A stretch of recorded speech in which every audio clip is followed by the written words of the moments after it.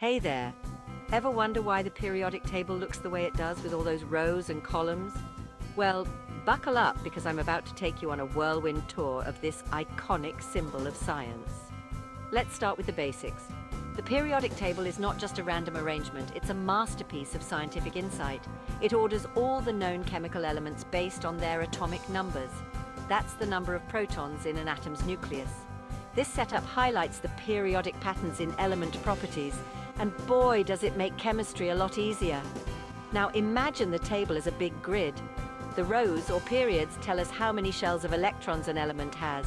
Move across a row, and you'll see elements get heavier as you go.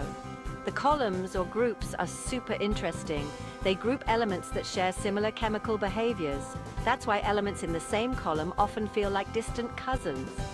Here's where it gets even cooler. The table is divided into blocks based on electron configurations. These configurations determine how electrons are arranged around the nucleus and why elements behave the way they do. For example, the elements in the first two columns are like the party animals of the table, always ready to give up an electron and react. But the periodic table isn't just a static picture. It's a living part of science. Only elements up to atomic number 94 occur naturally.